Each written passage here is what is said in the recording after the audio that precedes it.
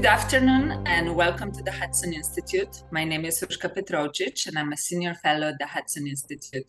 I will be your host today during this webinar that will focus on global technology standards and geopolitics. The discussion about technology standards has changed significantly in the last decade. Technology standards are no longer a niche topic that attracts the attention of only a small group of industry experts, but have really come to the forefront of the policy agenda of most major nations. And this change reflects the recognition that standards for key emerging technologies play a strategic role.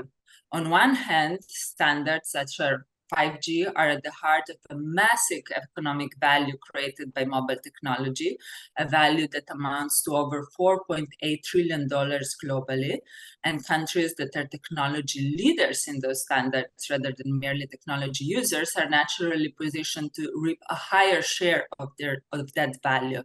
At the same time, however, there has been also recognition that technology standards matter for other reasons, such as technological leadership, national security, and so on. So it should come as no surprise that most major nations have adopted or are in the process of adopting a comprehensive standardization policy. However, the development of these policies have been complicated by recent geopolitical dynamics, such as the tension between the United States and China. The discussion has been also complicated by a long-lasting race among industry stakeholders for a larger share of the value created by the successful technological standards. So an essential question that governments face is what are the right policy pillars to foster an innovative and competitive standardization ecosystem that benefits consumers and the society more broadly? In other words, what are the policies that a country should adopt and what are those that it should avoid when developing a standardization policy? So to address this and other questions, we have a terrific panel of speakers. We have with us Nigel Corey, Associate Director of the Information Technology and Innovation Foundation. We have Tom Duestenberg, Senior Fellow at the Hudson Institute. We have Friedrich Eriksson, Director of the European Center for International Political Economy, and Agatha Kratz, Director of Rhodium Group. Welcome, everyone. Nice to be here. Thank you. Agatha, let me start with you. You have recently co-authored a white paper on global technological standards titled Strengthening EU-US Cooperation on Technical Standards in an Era of Strategic Competition. Could you just briefly summarize the main takeaways of your paper? What are your main findings? Yes, absolutely. And thanks very much for the invitation to speak today. Thanks, Urška, for the good introduction. I'm delighted to be here. I think, first and foremost, I should say this is a co-authored paper between the Rhodium Group, GMF, and IFRI, and a co-author, John Siemens. I wanna give him the tip of the hat here for helping me out with this paper. And I just want to put this paper in the context of the work the Rhodium Group's been doing over the past few years. We have been interrogating the effect of rising geopolitical tensions, especially, of course, US-China tensions, on business as usual, quote unquote, economic flows, investment flows, trade flows. And over the past few years, we've started interrogating the effect of the geopolitical tensions on standard organization standardization, international standardization work. And so that paper falls into that effort. We've been trying first and foremost, and especially to put numbers and economics in the center of a very national security-driven debate when we speak about US-China decoupling and just bringing back the economic arguments here. And so this is what we tried to do with this paper in the run-up to the now passed TTC to try and give recommendations to US and EU policymakers in their process of updating or thinking about their standardization strategy. So in that context, I think there are really three main kinds of findings in our latest paper. The first one is that, from a geopolitical lens, we see that global cooperative technical standards, activities, organizations are under concrete pressure from rising geopolitical tensions, and especially US-China tensions. We are seeing, and we have seen over the past few years, more and more debates, of course, emerge around the role of China in SDOs, and especially its level of influence on certain standardization works and organization. And we can speak, of course, about whether those concerns are warranted. There's a lot of debate, actually, about what the extent of China's influence is. But in any case, there's a distinct growing worry that emerges from those debates that Chinese companies and Chinese leaders through those companies could use global standard setting organizations to shore up China's competitive advantage, favor Chinese companies and homegrown technologies at the expense of the US and the EU, and overall gain an advantage on industries of the future. There's also a concern that these actions could in turn endanger national security, economic resilience, political resilience in some of those nations. Once again, we're focusing on the EU and the US here. The second finding is that these rising concerns are really putting pressure on standard setting, standard development organization in three main ways. They're leading to a number of disruptive actions, of course, by the US, but other participants too, advanced economies in particular, of the kind of export restrictions put on Huawei in 2019, which, of course, for a moment trickled down at the standard setting level and threatened to harm some of the daily work of telecommunication, in particular, standard organization. That's been reversed in 2020, but those kinds of actions have an effect on the SDOs. There's no question about that. The second effect is just leading to the creation of alternative organizations, which for the moment are granted small and not that powerful minilaterals, for example, of the kind of the Quad and the TTC. But those have alternative standards agenda. And so there's a potential here, should those organizations grow, to hollow out some of the standardization work that has been residing in the more private-oriented, commercially-oriented standard development setting organizations that we know. And finally, a third effect, which is at the extreme, that some of those tensions, geopolitical tensions, could affect participation of certain players, key players, China, the US, EU, in certain SDOs, if either of China's or the US's actions were to create kind of a decreasing engagement appetite in those organizations. So thinking about this, just seeing that really geopolitical pressures are putting global standard work and global standard organization under pressure. The second thing that comes out of the paper is probably the fact that in the context of heightened geopolitical competition, there's actually a better case and a new case for global collective standardization work. And so this is one of the key arguments in the paper, central one, to say, if you have geopolitical anxieties, instead of throwing everything out, and we've said that about other areas of US-China competition, there's actually a case for doubling down on some of those activities, because they are a barrier to certain geopolitical risks that are emerging at the moment. They're not just, and standards are not just contributing to growth, trade, economies of scale. Those are really the kind of traditional arguments for global standards. But what we find and what we put out is that they're enablers of resilient and flexible value chains, which is really front and center in EU and US de-risking strategies at the moment. Why? Because they make supply chains more malleable and adjustable. They're also enablers of fair competitions in third markets. And so if you're thinking and worried about Belt and Road competition and Chinese competition, in especially emerging developing economies, having global collectively developed or set standards is a good thing, because it creates the basis for rational choice, diversity, and continued open competition. A third argument to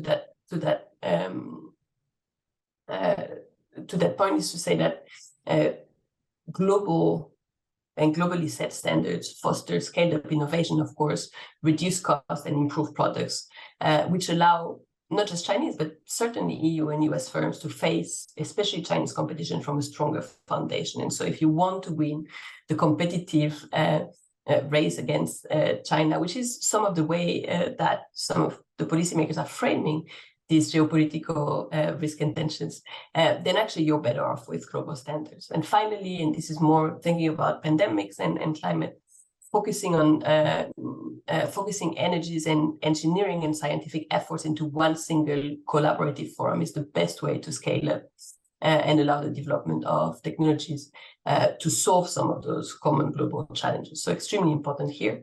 In addition to this, we lay out a few recommendations, specific ones in the paper, but let me stop here maybe for the moment and we can get back to that in a minute. Great, thank you. Very, very, very interesting. Nigel, let me go to you. In the last year or so, decoupling, bifurcation were certainly the words of the day, particularly when discussing the relationship with the United States and China. Yet the analysis that Agatha just summarized suggests that when it comes to technological standards, on balance, the United States might be better off by avoiding fragmentation and preserving global standards. Would you agree with this? How do you see China? Is China a threat when it comes to technological standards?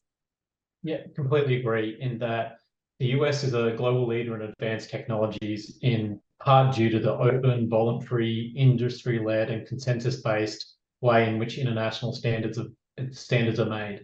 In essence, it's the secret sauce that translates US innovation and ingenuity into actual standards power. Because it's open, it's competitive, it's industry-driven, so it's not state-directed, it's not top-down directed, so the best technology and experts win. And it's a frustrating part of this concern where there are about China's growing role in setting standards in that there's a disproportionate focus on participation and submissions rather than on how well they sort of are engaged and the quality of their submissions, because true standardization power and influence comes from writing practically and technically robust standard submissions. And quite often, this is most evident early in the technical standard setting process, in that the expert that submits early, submits a well-drafted standard early, essentially forms the basis for discussions that ultimately sort of lead to final formal standards. And that's where true sort of standardization power comes from. But yet what we've seen thus far in many SDOs, especially government-based SDOs like the International Telecommunications Union, is this false equation of Chinese participants assuming leadership positions and the number of submissions that Chinese firms are submitting to standards committees at the ITU. And they don't equate to standards power, because what matters is the quality of the submissions. And what we've seen as well is that there's incentives in China for Chinese firms to go and make submissions. And so they will go to the ITU and other SDOs, they will file these submissions and then essentially leave and won't even try and stay and defend them. And so, which highlights the need for us to put China's growing engagement in international standards setting in its proper context and ensure that we focus on what matters in terms of the quality of the standards, but also focusing on what matters in terms of what leads to good standards. And that's the governance of these standards development organizations. As long as these are the essential guardrails that protect against the type of top-down, country sort of mandated standards that are more akin to what we see in China. If we have open, consensus-based, voting-based SDOs, they are the guardrails against any one firm or group of firms from one country sort of pushing something through. And when we've been talking about China and this bifurcation and its growing impact on international standards, I don't think the good governance of standards body gets the attention it deserves, because that's they are the essential guardrails to the type of bad behavior that we obviously criticize China for in terms of how it manages standards, and also more akin to the criticism that about China's approach, which is in many cases based at the ITU, because it's a government sort of membership-based and driven organization. And so it lends itself to the type of coordinated government-directed standards approaches, as opposed to industry-driven standards bodies, which are the vast majority elsewhere, where there are firms from all over the place, there are clear governance arrangements that protect against the type of activities that China goes on there. The one, I suppose, issue besides highlighting sort of concerns about China's growing impact on international standards and what it means for good governance of standards is that in reaction to that, especially the European Union has in some ways nearly been copying some of China's problematic approach to standards, in that over the last 12 or 18 months, they've enacted a series of laws and regulations that exclude foreign experts from participating in developing standards in Europe. And that's just not just targeting Chinese participants, for example. It's all foreign experts, and it doesn't even need to be sort of European. There can be European technical experts that work for a US firm. They are banned from participating in many standard-setting activities in the EU now, and the EU is embedding this sort of like domestic standard-setting capability in all of its subsequent legislation: the AI Act, the Data Act, the European Union Cloud Certification Scheme. And that is essentially sort of contributing to the bifurcation in the international standard system. But Agatha also mentioned that a disproportionately and over sort of powered use of the national security lens by some officials in the Biden administration has also actually fragmented the international standard system, especially when it comes to Chinese firms that they sanction and their ability to participate in international standards. Thank you. Very interesting. Frederick, Nigel has already referred to the EU standardization strategy, and you have published this year a paper that focused on this topic. So could you explain very briefly to our audience what is the EU standardization strategy and what are the main takeaways of your analysis? Yeah, sure. I mean, I think it's very much what we already heard from Nigel in terms of the direction of travel in Europe. There was a standardization strategy launched by the European Commission last year, which essentially wants to take more political control over the standardization process, especially vis-a-vis these organizations like ETSI, for instance, that have substantial participation and, of course, draws heavily on the technical expertise that comes from companies, basically using this sort of open consensus, industry-driven type of process in trying to set new telecom standards. And I think, you know, if you want to understand where the Commission is coming from, I think it's obviously sort of a broad national security, geopolitical analysis that inform the development where they're going. But it's not just that. It's also, I think, a growing sentiment in Brussels and elsewhere that many of these European systems now need to be less open to foreign experts and to foreign companies or to foreign governments. And in this sort of technological race, Europe believes it can actually get an advantage by controlling its own standardization process more thoroughly than it's done in the past. One of the key proposals that is in this strategy is to make national standardization bodies in Europe to be more powerful and have more of a direct role, more controlling role than they've had in the past. And I think it's perfectly obvious that this is not a strategy which is going to be helpful for Europe. I mean, ironically, one of the selling arguments from the Commission is that they want to speed up the process. They believe the process of establishing standards have been too slow. It's taken too long time in order to get what they want to get. But with this process now, where you basically decentralize many of the decisions to national standardization bodies, you're most likely going to see that the time that is going to take in order to get to the point where you can make decisions about standards will increase. So, in my view, I mean, I don't think it's a good strategy for Europe. I think, I mean, as we all know, Europe is very much punching above its weight when it comes to norm setting and standard setting. I mean, it's a long time ago now since Europe was basically the frontier of innovation in technology. We kept up sort of pretty well in telecoms and especially cellular technology. But when you look at the standards markets more generally, you'll find that these European bodies have had an outside influence on global developments. And I think Europe is well advised in order to maintain that, and to avoid that, it's going to make its own system much more exclusive and close to participation from others, because at the end of the day, that is going to lead to a situation where, regardless what type of standard setting we're going to have, there will be less influence for Europe in these processes.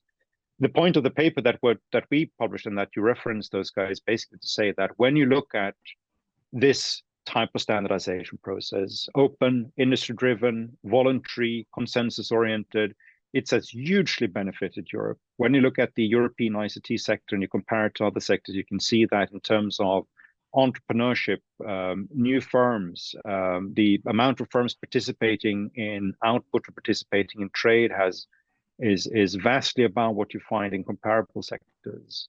You will of course find that license royalties and trade more generally is a very substantial part of the system. So it has benefited the type of economic development that you want to see, that you help to drive specialization. You help companies to be confident that they don't need to be downstream in order to control the market, in order to benefit from technological development. They can actually specialize upstream, and they contribute technology that others can use. And of course, that's, it's a while ago now since you had Nokia and Ericsson producing the handsets and trying to rival with Apple and the other ones about competing in the downstream market. And if we go towards a system where you as a company need to control the value chain in sort of more extensive way than in the past, that's probably going to be bad news for the likes of Ericsson and Nokia that remain very strong companies in the sector. Just to add an extra point to Frederick's point there about, I suppose, the false promise of seeking greater control in determining country or region specific, in the case of Europe standards, is in the case with technologies like artificial intelligence, where standards work is actually very tricky and complicated. And there's been existing standards development organizations working on this for years, because it's not easy, and you need to draw on a global body of expertise to try and answer some of these tricky questions of, like, what actually is bias? How do you determine transparency and such? And yet Europe thinks that excluding foreign participants from setting AI standards and other standards, that somehow it can short circuit this tricky and complicated process amongst its own officials, seems short-sighted, to say the least, to me. Instead of trying to boost participation in these ongoing areas of work which draw on global expertise and trying to help them move quicker, instead of trying to set up your own limited local sort of equivalent experts, it's just, I just don't see how that works out well for Europe in terms of contributing to the type of standards that will be critical to these new and emerging technologies, in a way that, as Frederick said, is that they've actually ironically already been doing through the role of ETSI and others, which have had a disproportionate sort of global influence, especially on telecommunication standards. And so they already have this much valued Brussels effect on standards, yet ironically, they're enacting a series of measures that actually sort of will detract from that as more and more countries and firms sort of engage on these tricky standards for new and emerging technologies. Yeah, and I want to go back to some of the topics that Friedrich mentioned, in particular the role of national standard organizations. But before doing that, let me go to Tom. Tom, your work focuses on global competition and advanced technologies such as 5G. How do you see this discussion of global technological standards fit into the broader topic of technological leadership and the relationship between the United States, China, Europe? Okay, well, thanks for having me. It's a pleasure to be with such distinguished panelists. And I don't want to rehearse the state of play, which previous panelists have all outlined fairly accurately, as far as I can tell. But I would offer just a couple of highlights from my perspective. This question of bifurcation or the difficulties of U.S. and the EU, let alone other countries working together constructively in international organizations is certainly not a new one. It was about, I think, 32 or 33 years ago when I was in the George H.W. Bush administration. I was assigned by the National Security Council to open a dialogue with the European Union on standard setting and cooperation in standard setting. And it was quite a task. We didn't get very far. The U.S. system was then, and it still is to a certain extent, fairly disaggregated. And the standards making bodies jealously guarded their powers. And we have also the additional problem of working with many standards, electrical standards, for instance, are controlled by states.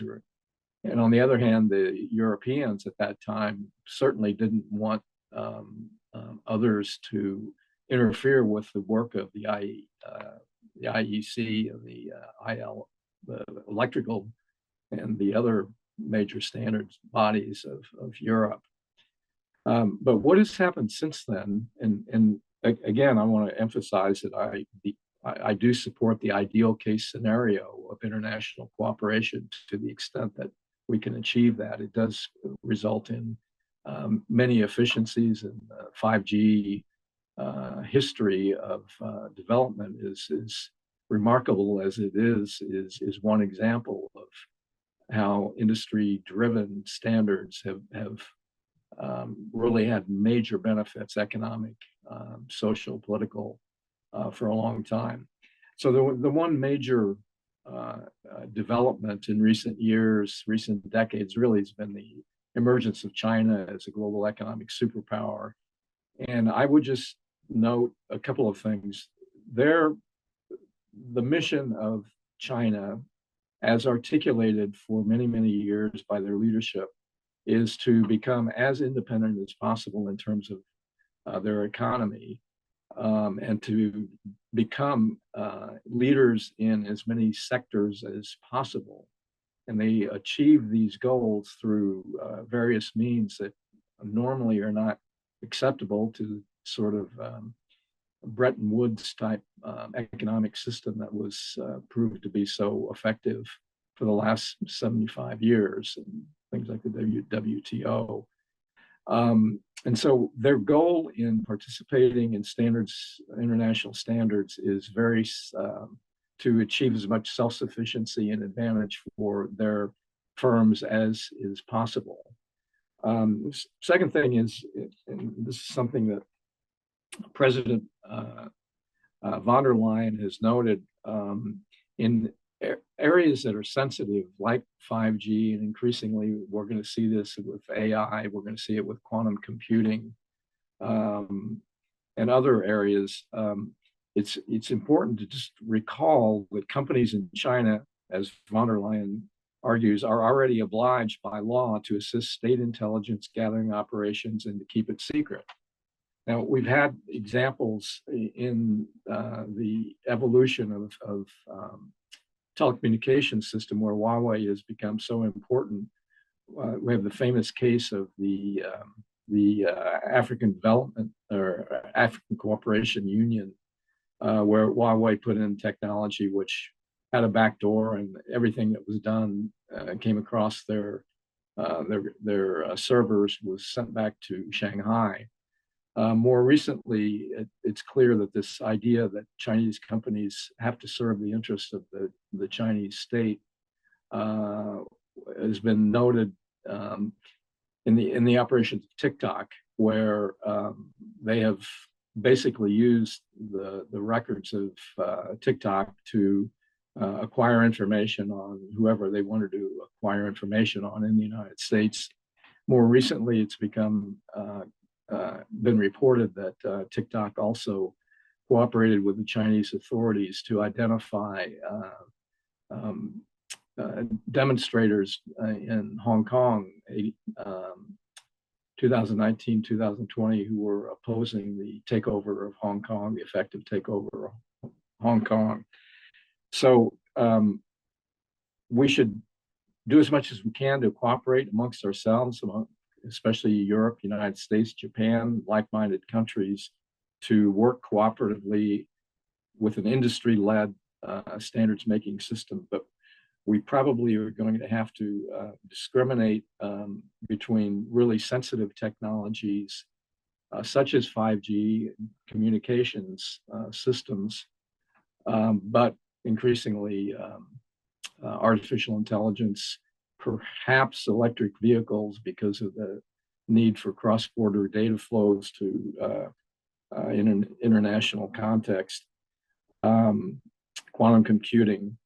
But there are areas that are not so sensitive. But I know that the Trade and Technology Council proudly announced that we were going to cooperate across the Atlantic on the electric charging stations, which is a good idea. The Chinese are going to benefit from that because they're going to be controlling the electric vehicle industry anyway. So it's probably beneficial to have them participate. So we have to make that distinction. So let me leave it there. There are many more specific issues that Urska, I know you want to get into, but let me leave my comments at that. Thank you, Tom. Agatha, actually, I would like to hear your opinion. During your introduction, you emphasized the importance of maintaining the global standardization system. So what can we do better while addressing some of the concerns that Tom just outlined? Absolutely. It's actually a great segue because, as I mentioned, we have 6 main recommendations in the paper. And of course, I encourage everyone to have a look because they're pretty detailed. But the point of those recommendations is to say that it is okay, and it's actually very good that nations around the world, and especially advanced economies, are thinking about geopolitical risk more seriously today, because that's probably been kind of set aside a little bit too much in the past. But the key is to tackle those growing geopolitical anxieties while preserving what can be preserved and what's been value creating for our economies, societies for so long. And so we go on to 6 recommendations in the paper. And the first one of them is exactly what we just heard, which is to really focus attention and resources on the most sensitive industries and technologies. Because at the end of the day, if you focus on this, there's probably 60, 70, 80, 90% of the world's global standards, global technical standards that can be left out. We did a similar exercise in 2020 where we said, okay, let's take everything that the EU is worried about in terms of its economic security, national security with China, and let's see and code every single line of Europe's investment in China, Chinese investment in Europe, European trade with China both ways, and see what remains. And the finding was pretty amazing. We found that probably 75% of bilateral trade and 65% of bilateral investment is absolutely, absolutely non-sensitive. And even within these categories, you probably could set aside a whole lot more kind of, within the sensitive categories, you could set aside a whole lot more that is actually fine once you've mitigated for it through investment screening, certain export controls, etc. And so, if you apply that to standards, I would imagine you find the same, if not more. I think, just looking at my table here, most of what surrounds me is shaped and driven by global technical standards, is a better product because of it, but don't need any kind of concern, any kind of action there. So leaving aside what can be left aside, leaving away and not touching the least sensitive industries and technologies is a very, very important point, but one that needs to be repeated again and again. We're not speaking about the whole of the economy, the whole of the kind of standardizable world. So that's the first one. The second one is, in fact, to monitor China's actions, because if nothing's happened so far, and if China's influence hasn't been that great and that important so far, which is Nigel's point, and is really reflected in a lot of excellent research by different stakeholders. The NIST report that was done by the Exovera, the Atlantic Council report that was done a few years ago. I mean, excellent research that shows that China's actions to date and China's influence to date is actually pretty limited, or at least not that effective. It doesn't mean that it shouldn't be monitored. It doesn't mean that in the future we couldn't be finding concerning behavior. So monitoring is important to check misbehavior, but it's also important to make everyone feel better about what they're doing, and just as a means to preserve confidence in the system. So monitoring is a very important part of this. And as a matter of fact, the EU and the US are already doing it in the context of the TTC. So what we're saying in the paper is do more, continue doing it. And we kind of detail what's most concerning and what should be traced. There are really four main concerns with China's participation in global standardization system: coordinated voting, forum shopping, this impression of gaining the system by securing key leadership, technical position, and then just flooding working groups with proposals. I think monitoring of those four kinds of behavior is a very, very good basis to get everyone to just trust the system a little bit more.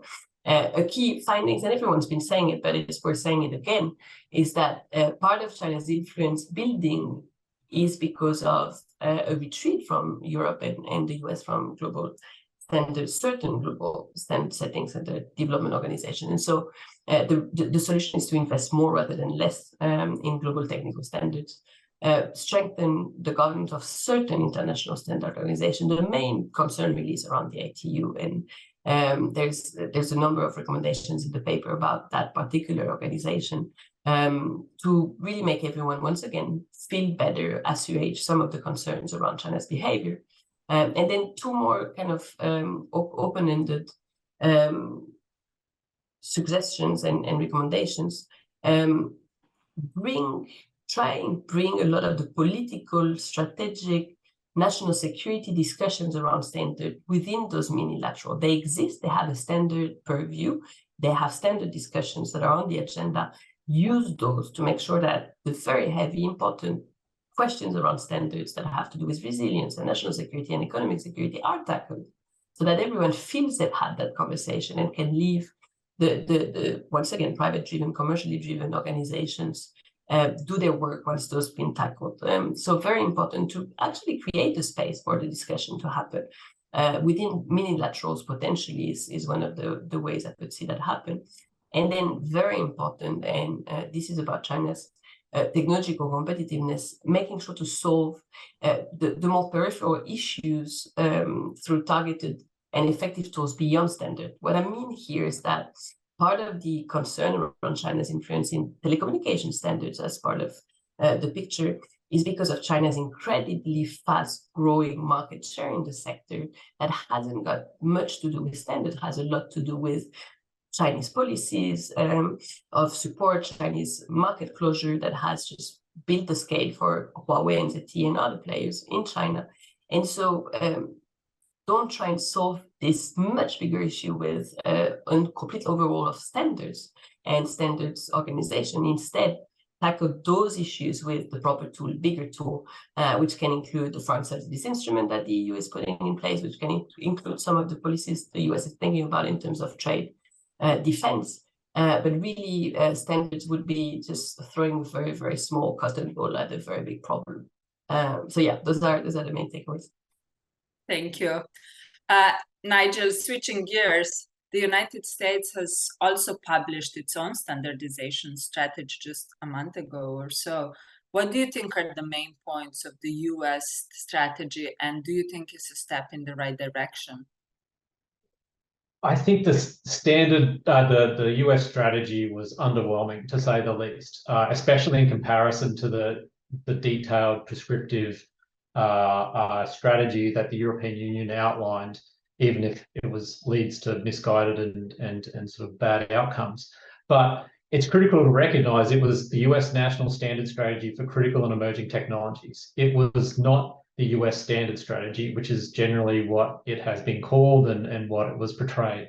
And that reflects the fact that the Biden administration generally sees technical standards through a disproportionately powerful lens of national security.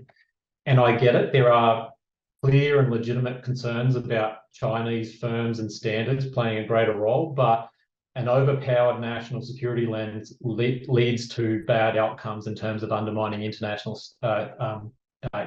standard system.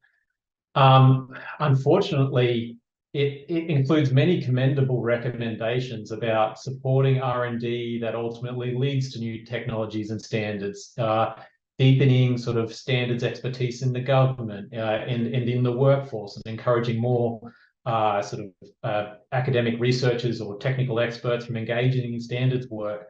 But ultimately, it seemed to more reflect a grab bag of existing measures that relate to standards, without actually providing sort of new, clear funding and support and action that would set the strategy apart from what the US was doing in previously. And in some regards, actually signaled, besides the disproportionate national security focus, also signaled a worrying lack of support for the core principles that underpin the international standard system, as reflected by the World Trade Organization's Technical Barriers to Trade annex, which details like transparency, consensus-based decision and such. The strategy mentions the principles without mentioning the WTO.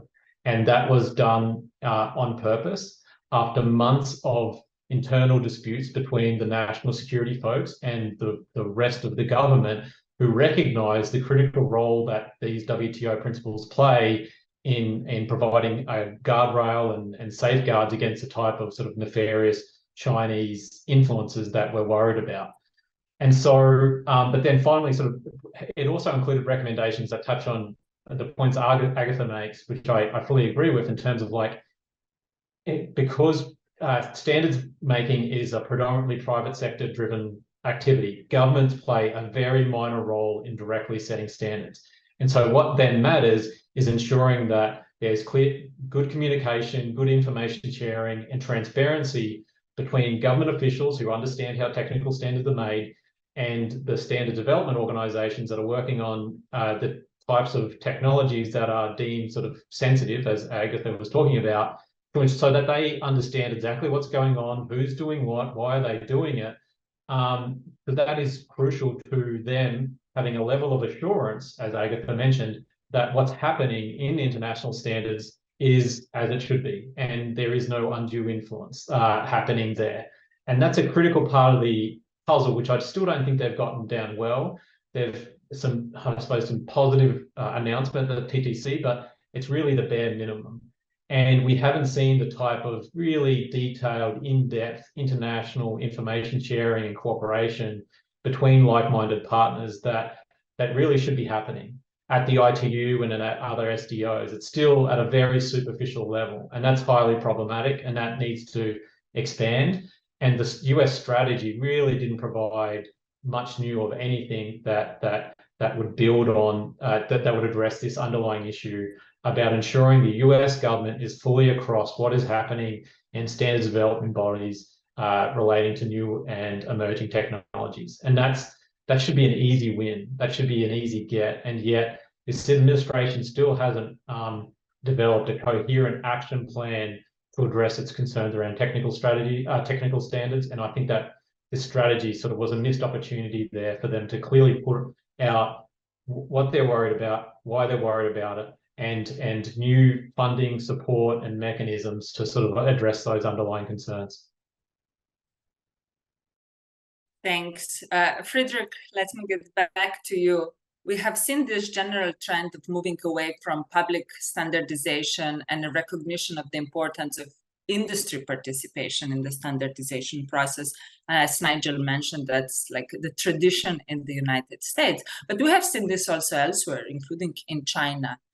Yet the European Commission, with this EU standardization strategy, seems to be going in the opposite direction, as you mentioned, giving more power to public bodies, national standardization organization. What is your view on this strategy? So, I mean, in the first place, I don't think it's a strategy which is going to be beneficial to Europe's own economic development. I think it's easy to see where Europe is coming from. In addition to the national security, technological competition issues that we already have discussed here, Europe itself is pretty occupied by the idea that it's going to be the main regulator for many of the new technologies that are going to emerge. And in that process, it has developed a distrust of individual companies and those who participate in these dialogues. So I think that's necessary in order to understand where Europe is coming from. It's sort of a shift in the ideological orientation when it comes to the extent to which that you're prepared to rely on the technical expertise and the broad orientational technological development that is brought by company experts and of course by foreign company experts. It would probably have been a different thing if it was only European company experts that participated, or if it was only European companies that were leading on many of these new emerging technological standards that's going to come. But of course, that's not the case. So I think that's important to in order to understand why Europe is doing this. The other part I think is perhaps less obvious, but there is also sort of a growing tendency in much of European technological policies that they're using regulations in order to carve up the markets and to make decisions about which sectors or even which companies that are going to stand to benefit the most from different types of developments. This industrial policy hold over standardization policies and a, sort of a slew of other type of regulatory policies is getting stronger and stronger. And I think this is what we've seen sort of in the broader dialogue about the standardization strategy as well, which is that, you know, when you begin to run the economic analysis and when you begin to try to figure out, so who do they think is going to pay more and who do they think is going to pay less as a consequence of the changes they are bringing into the system? And I'm not just talking about the standardization strategy now, but a host of other policies that have come as well. You can see that, you know, there are a couple of countries that have been remarkably influential in, and of course, sectors that have been remarkably influential in lobbying the European Commission to go in certain directions. So it is sort of the consequence of a low growth economy where every sector, every country have to sharpen their elbows in order to maximize the gains that they bring in from a different system. You don't have that sort of broad visionary generosity, which is that, well, we try to establish the institutions here, and then we want firms to compete as much as possible about what's going to sort of happen in the future in the technology and in the markets. And whatever that sort of direction will be, there will be sort of enough gains for everyone. At the end of the day, it's the consumers that stands to benefit, and that's what we want to achieve. But that philosophy is not underpinning European policy anymore. It's much more this sort of underlying industrial policy sentiment, which, you know, to be a bit more frank and direct about it, which is that, you know, it's, if it takes sort of telecom or cellular standards, but what they really think is that, well, at the end of the day, there will be automotive companies and the Internet of Things companies that in this process is going to manage to get sort of a better deal from technology than if we would maintain a system and we would sort of protect the type of institutions that we have in underpinning the system today. Just to add a brief point to Frederick's analysis of the EU's increasing use of technical standards for protectionism, is that it provides the context for the EU-US Trade and Technology Council, in that simultaneously, while they're proclaiming that they want to work with the United States as a value-sharing partner on standards relating to new and emerging technologies, they're simultaneously excluding US firms and foreign experts from how they set standards, and which inherently narrows how much work they can actually do together. So the announcement about EV charging sort of standards is great, but like it should be like the very bare minimum of what the two sides can actually work together on. They're doing some other useful work on AI, but like it's also similarly sort of secondary or tangential to EU's other main effort in regards to AI standards. And so there's just, Europe is sort of full steam ahead in using technical standards for industrial policy, and the Biden administration just isn't willing to call them out on it. It's prioritizing essentially good vibes over on the relationship instead of like holding the Europeans to account for them to act up, to live up to what they're saying they want to do with the United States on technical standards. Tom, did you have a comment? Well, I'm going to associate myself with Friedrich's remarks, and I'm going to oversimplify here, but this evolution of thinking both in Europe and the United States about industrial policy, I think, is a really negative sign for our economies and for our ability to cooperate. You see that in the semiconductor industry, where we're sort of competing to see who can appropriate the most money to subsidize the domestic producers. And to my way of thinking, that it's from a purely economic point of view, it's a negative for efficiency. But in the real world in which we operate, China is now the world's second biggest economy. They're putting a huge amount of money into technological research that flows over into their efforts to be more influential or control standards making. So, to my way of thinking, we need to step back a little bit on our pursuit of industrial policies. And we call them different things in the United States and in Europe, but that's essentially what they are.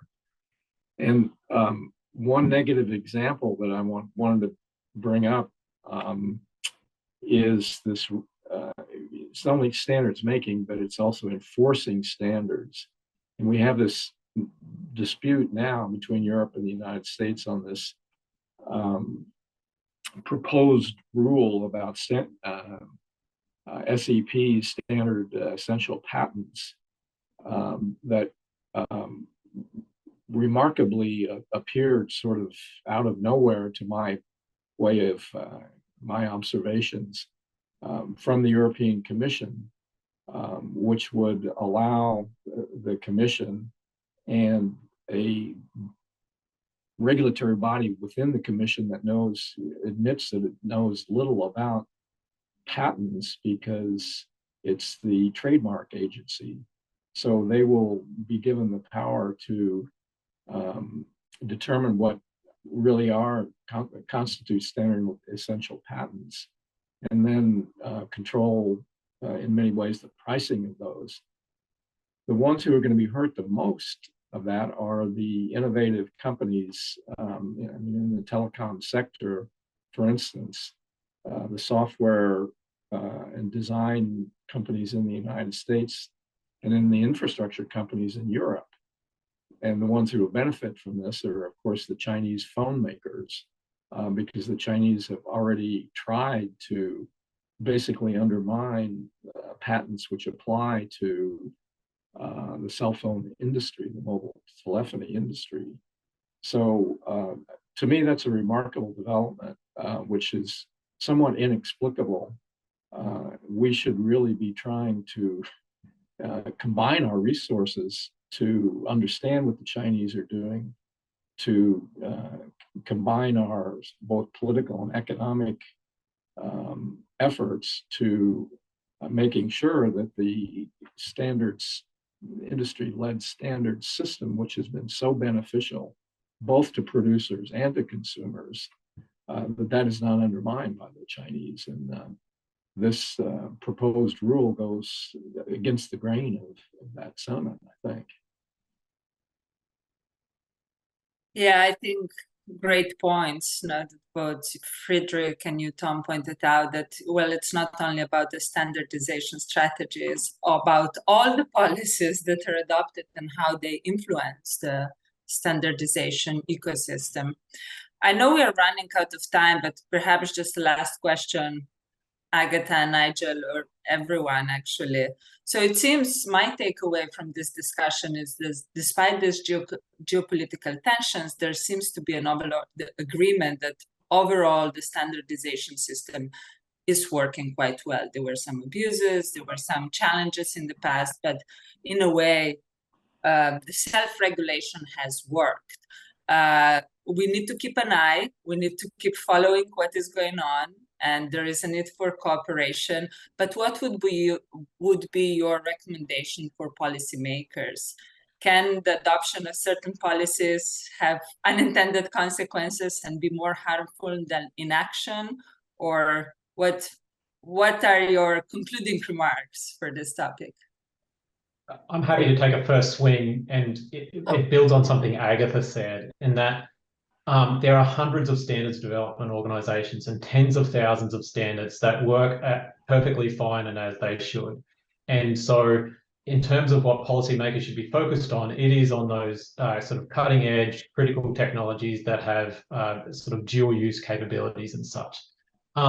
The other thing as a part of that focus is recognizing the role of standards as compared to laws and regulations. Standards are not meant, they're not a silver bullet meant to solve anything and everything. They play a distinct role, and their development is a distinct role. They're typically a follow-on activity from laws and regulation. And so it's putting the role of standards in its proper context, in and alongside domestic laws and regulations, which address sort of some of the same but different issues that are raised in the context of standards. And I mention that because too often in debates about standards, there are quite often, especially in Europe, concerns about values embedded within those standards. And that can easily sort of lead to some of the problematic we see in Europe. And so instead of looking at standards as these silver bullet sort of things that address everything to do with a technology, putting them in their proper context and recognizing that a country's laws and regulations have a far bigger impact on societal values and concerns relating to new and emerging technologies, and to address them with those tools, rather than trying to overload technical standards and standards development organizations in making them sort of fully responsible for everything to do with new and emerging technology. So again, it comes back to fully understanding what technical standards are, how they're made, the role they play, and ensuring that governments are fully across that, in and alongside obviously parallel work they're doing on laws and regulations and cooperation with counterparts from other countries. Thank you. Agatha? I agree exactly with what Nigel said. The only addition is for policymakers to bring back economics in national security discussion, because there's no, even in the most geopolitically set of assumptions, set of assumptions, winning the competition with China and winning the technological race with China can't happen without good companies and healthy companies and vibrant companies and dynamic companies. And so economics is part of national security. And so just repeating that again and again and making sure that we don't forget that they're the bedrock of what we want to build for the future. Thanks, everyone. Thanks. Friedrich and Tom, do you have any concluding remarks? I think my only point would be, following on what Agatha just said, which is that, if you really want to see these as a technological race between countries and countries with different value system and different geopolitical targets or directions, then at the end of the day, it's a strong economy and it's strong firms that are going to maintain the edge that Western economies have over authoritarian economies like China.